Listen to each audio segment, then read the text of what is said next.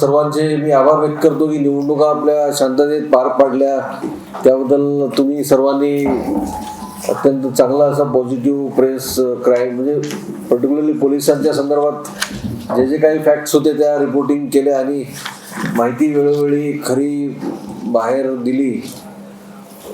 निवडणुकांचा सर्व प्रक्रिया शांततेत पार पडल्या. ज्या काही तक्रारी होत्या कोणाच्या त्याबद्दल कारवाई करण्यात आलेली आहे. सोशल मीडियाबद्दल सुद्धा बरेच तक्रारी होत्या, त्याच्या संदर्भात सुद्धा आमचे सायबर पोलीस स्टेशन फार ॲक्टिव्ह होतं आणि वेळोवेळी जे काही तक्रार आली ते सर्व सोशल मीडिया पोस्ट ब्लॉक करण्यासंदर्भात तात्काळ संबंधित सोशल मीडियाचा जो हँडल असतो त्यांच्याशी संपर्क साधून गुन्हा दाखल करण्याची वेळ आली तर गुन्हा दाखल करणे हे सर्व कारवाई केलेली आहे. प्रतिबंधक कारवाई मोठ्या प्रमाणात करण्यात आली होती.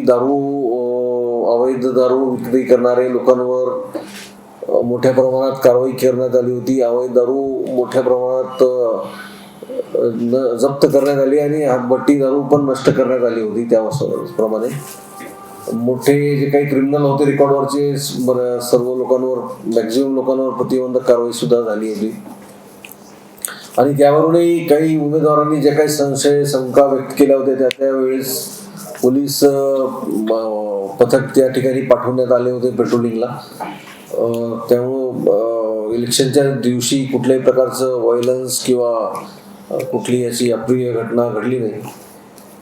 जी एक संध्याकाळच्या वेळेस EVMच्या संदर्भात एक जी घटना घडली ती तात्कालिक एकदम कारणामुळे झालेली आहे आणि ती गैरसमज पसरवण्यात आला होता त्या ठिकाणी.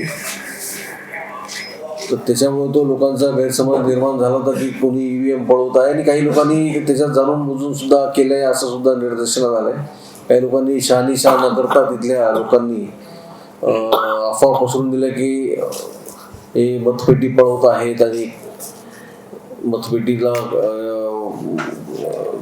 पळवून देत आहेत असं काहीतरी संभ्रम निर्माण केला आणि काही लोकांनी वेगवेगळ्या अफवा निर्माण केल्या की मारहाण झाली वगैरे. असं काही घटना त्यांची घडली नव्हती, पण खोटी बातमी पसरवण्याचा प्रयत्न झाला. पण तात्काळ तिथे सर्व पोलीस अधिकारी पोहोचले. नंतर संबंधित RO यांना माहिती देण्यात आली. जिल्हा निवडणूक अधिकारी जिल्हाधिकारी यांनी त्याची माहिती घेतली आणि त्यांनी ROना पाठवलं.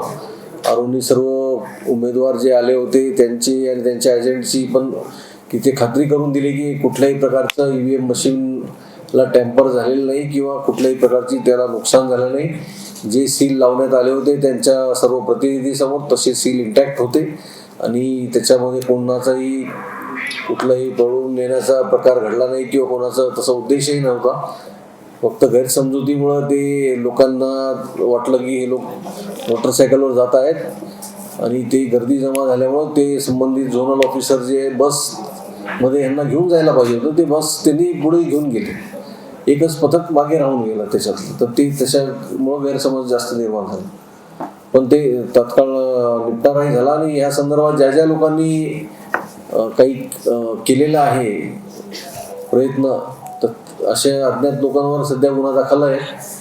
ते आयडेंटिफाय करू आणि त्यांच्यावर योग्य ती कारवाई करू. आपण गुन्हा दाखल करू. गुन्हा दाखल झालेला आहे त्याबद्दलचा. पण आयडेंटिफिकेशन व्हिडिओ व्हेरिफिकेशन आणि कोणाचा काय रोल होता हे सर्व तपासून मग त्याच्यामध्ये पुढील कारवाई करण्यात येईल. उद्याचा जो लोकशाही भवनचा बंदोबस्त याकरिता एक DCP आहेत, 2 ACP लावलेले आहेत, 13 PI आहेत, 30 PSI लावण्यात आलेले आहेत आणि एकूण असे 225 पुरुष आणि 50 महिला अंमलदार असे 275 कर्मचारी त्या ठिकाणी लावण्यात आलेले आहेत.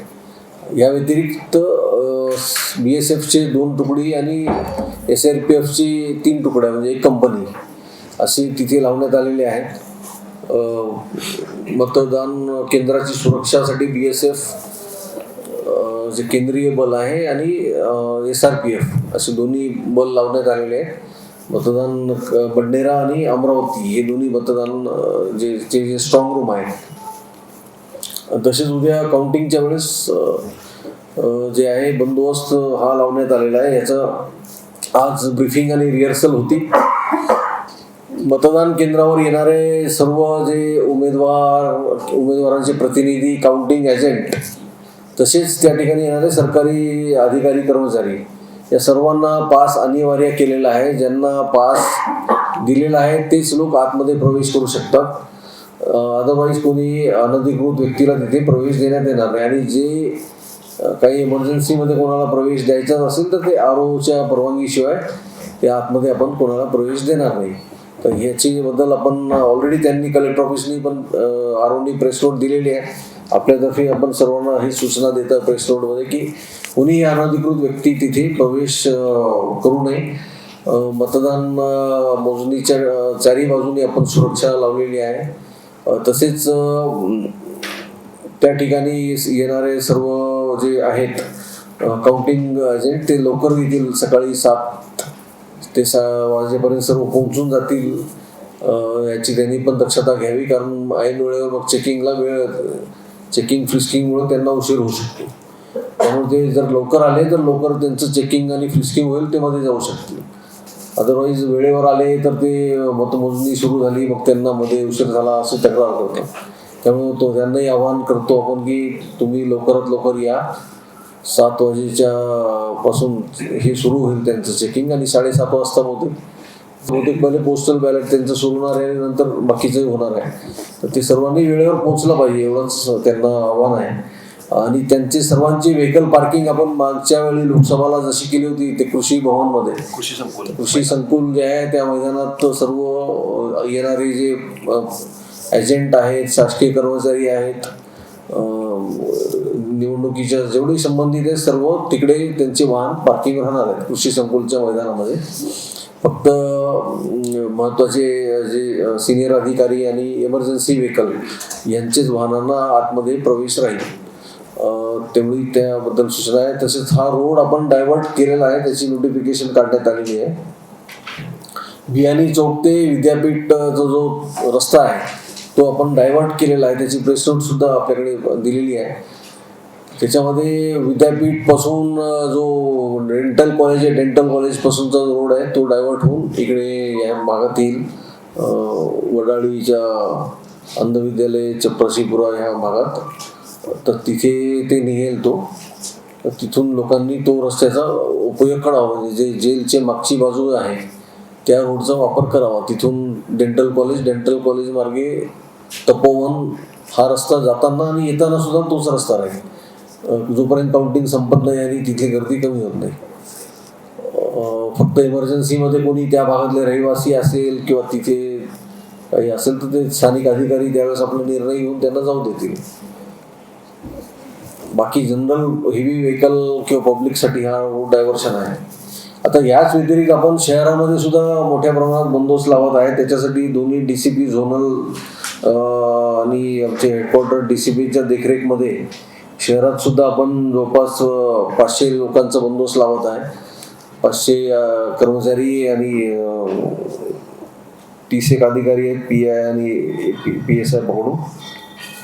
ACP, PI, PSI असे 30 अधिकारी आहेत. तर ते जे महत्वाचे जे चौक आहे शहरातले तिथे सर्व बंदोबस्त राहील. राजकमल चौक असेल, त्याच्यानंतर राजापेठ चौक आहे, चित्रा चौक आहे, नागपुरी गेट चौक आहे, इरविंग चौक आहे. त्यानंतर गाडगेनगरमध्ये गाडगे बाबा समाधी मंदिराच्या तिथला परिसर आहे आणि बडनेरा असे जे महत्त्वाचे एरियाज आहेत जिथे गर्दी होऊ शकते. वलगाव, नांदगाव पेठ इथं स्थानिक राहील. गर्दी किंवा जल्लोष किंवा कोणी साजरा करू शकतात, तर ते त्याबद्दल आपण दक्षता बाळगत आहे. मागच्या वेळेस आपल्याला माहिती आहे की अचानक राजापेठच्या चौकात राजकमलमध्ये मॉब आला आणि त्यांनी सेलिब्रेशन केलं आणि काही मग हातवारे केले, अश्लील हातवारे केले असं ते मीडियामध्ये आल्यामुळे आणि लोकांनी मग त्याचा खूप मोठा इश्यू झाला होता आणि जातीय काहीतरी तेढ निर्माण करायचा प्रयत्न झाला होता. तर अशा काही घटना होऊ नये याकरिता आपण सर्वांना आवाहन करतो की कुणीही विनापरवानगी राजकमल चौकात येऊन तिथे आपलं मिरवणूक किंवा ढोल ताशे वाजवणार नाही. जे कोणी येतील ते परवानगी घेतील पोलीस स्टेशन कोतवालीची आणि तिथून करतील. पण अचानक आले आणि मग काहीतरी अश्लील हावभाव केले, असं काही कृत्य करू नये. सर्वांनी साजरा करायचा संबंधितांना अधिकार आहे, पण ती परवानगी घेऊनच करावी असं आपण सर्वांना मेसेज देत आहोत. असे सर्व नोटीस पण आपण देऊ सर्व राजकीय पक्षाच्या पदाधिकाऱ्यांना की तुम्ही कुठलाही मिरवणूक परवानगी जी आहे घेतल्याशिवाय काढू नये. सर्व उमेदवारांना आणि त्यांच्या राजकीय पक्षांना आपण तशी नोटीस देत आहोत. तर ही अशी ओव्हरऑल जनरल तयारी आहे. शहरात ऑलरेडी नाकाबंदीची जी आहे, GST SST ते चालूच आहे. उद्या प्रक्रिया संपेपर्यंत ती नाकाबंदी सुरू राहणार आहे शहरातली जी बाहेरच्या बाजूला. आणि मग बाकी काही असेल तर त्या दृष्टिकोनातून आपण काळजी घेऊ. बंदोबस्त सकाळीच 4 वाजेपासूनच सुरू होणार आहे. पोलीस बंदोबस्त सकाळी 4 वाजेपासून सर्व रात्री बहुतेक संध्याकाळपर्यंत सर्व शांततेत होईल अशी आपण अपेक्षा करू. ते प्रॉमिनंट उमेदवार आहेत किंवा जे चोरशीमध्ये होते किंवा ज्यांच्याबद्दल काही आक्षेप होता, असे सर्व उमेदवारांच्या घराजवळ आपण बंदोबस्त लावणार आहे. आणि त्यांनी मागणी केल्यास त्यांचं कार्यालय जिथे कुठे आहे, मागणी केल्यास नाही, पक्ष कार्यालय तर राहीलच मोठ्या पक्ष कार्यालयाजवळ, पण जे काही त्यांचे कार्यालय असतील अपक्ष उमेदवारांचे, तर तिथे सुद्धा आपण बंदोबस्त लावून फिक्स पॉईंट तिथे काही गडबड होता कामा नये याची आपण काळजी घेणार आहोत. की आजच सर्वांना त्या बाबतीत आपण सूचना देता येतात पोलीस अधिकाऱ्यांना. तर उमेदवारांची पण सुरक्षा आपण करू, त्यांच्या निवासस्थानाची पण तिथे पोलीस पॉईंट लावू.